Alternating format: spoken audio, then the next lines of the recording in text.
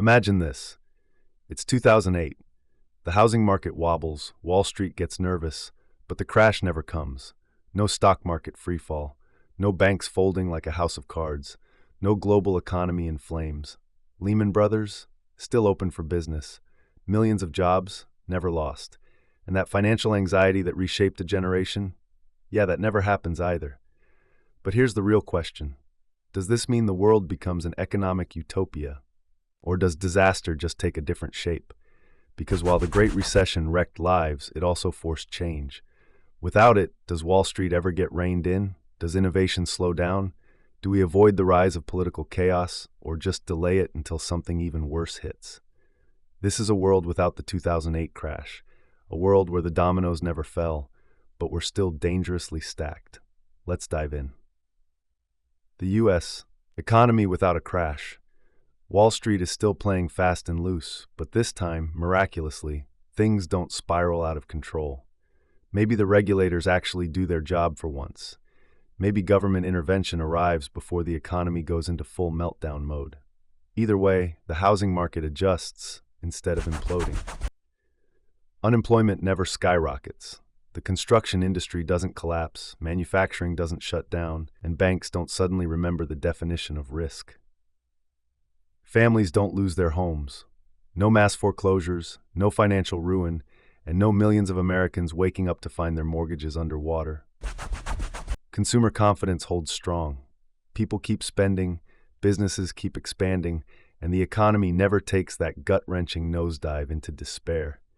And without an economic apocalypse, there's no need for trillion-dollar bailouts. No giant sacks of cash handed to the same financial institutions that nearly wrecked the world in our timeline.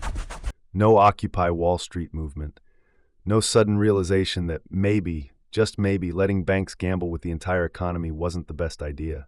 Wall Street still wins, but this time, nobody's paying attention. And that's the real twist. Because without a crisis to force change, does anything actually improve? A political landscape unchanged or unrecognizable? No recession, no economic freefall, no desperate need to fix things. This means no massive stimulus package, no trillion-dollar recovery plan, and most importantly, no national identity crisis that reshapes American politics. Barack Obama still wins in 2008, but instead of inheriting a shattered economy, he gets a country on cruise control. No urgent need for bailouts or stimulus checks.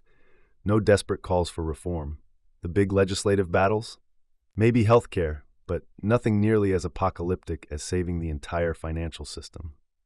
No Tea Party movement. Without an economic collapse to blame on government overreach, the populist uprising that reshaped the Republican Party never takes off. The GOP remains more traditional, avoiding its turn toward anti-establishment chaos. And what about Donald Trump? In our timeline, economic resentment helped fuel his rise. Without mass job losses, without a decade of growing distrust in institutions, does his message ever find the audience it needs? Maybe he stays a reality TV host, or maybe he just sticks to selling overpriced steaks. Without the Great Recession, American politics doesn't break apart the same way. But that doesn't mean everything stays calm. Because if economic hardship doesn't create discontent, something else always does. A global order without economic turmoil. The Great Recession didn't just wreck the U.S., it sent shockwaves around the world. But in this alternate timeline where the economy never crashes, the world follows a very different trajectory. Europe avoids the Eurozone crisis. Greece, Spain, and Italy never go into full economic meltdown mode. No IMF bailouts, no harsh austerity policies that spark mass protests. And without economic frustration driving Euroscepticism, does Brexit ever happen? China's rise looks very different. In our timeline, while the US and Europe were busy clawing their way out of financial ruin, China was busy expanding its influence, flooding the world with infrastructure projects and buying up strategic assets. But in this timeline, where the West never stumbles, does China's rise slow down? And then there's technology. The post-recession world gave birth to the gig economy, where companies like Uber, Airbnb, and even Bitcoin took off as people looked for new ways to earn and invest. But in a world without economic panic, does innovation move as fast? If people aren't scrambling for extra income, does the gig economy even take off? Maybe this world is richer. Maybe it's more stable. But is it more innovative? Because here's the thing. Crisis breeds change. And without a financial collapse forcing a reimagining of entire industries, does the world just stagnate? The 2020s, stability or a new kind of crisis? Let's fast forward to the modern day. In this alternate timeline, the economy never collapsed in 2008. That means the 2010s were a decade of steady, uninterrupted growth. More stability, fewer political upheavals, and no mass distrust in institutions. But then comes 2020. The COVID-19 pandemic arrives, and suddenly, a world that has never been through a modern financial crisis is thrown into chaos. In our timeline, governments had already learned how to handle a collapsing economy.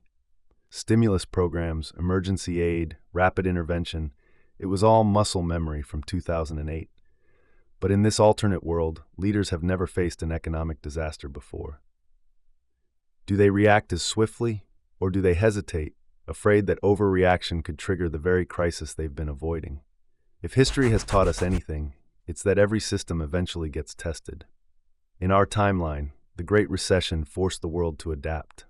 But in this alternate reality, does a decade of uninterrupted stability make society stronger or just more fragile? Because if no one remembers what hardship looks like, what happens when it finally arrives? A world rewritten but not reinvented. So what do we make of this alternate reality? No Great Recession, a decade of steady growth, a calmer, less divided political world, a global economy that never had to recover because it never fell. Sounds great on paper, but does it actually make the world better? Because while stability prevents pain, crisis forces adaptation. Without the collapse of 2008, entire industries never had to reinvent themselves. Economic and political systems never had to evolve. The financial sector never had to face true accountability. And that raises a chilling thought. Maybe this world isn't better. Maybe it's just one crisis away from total collapse.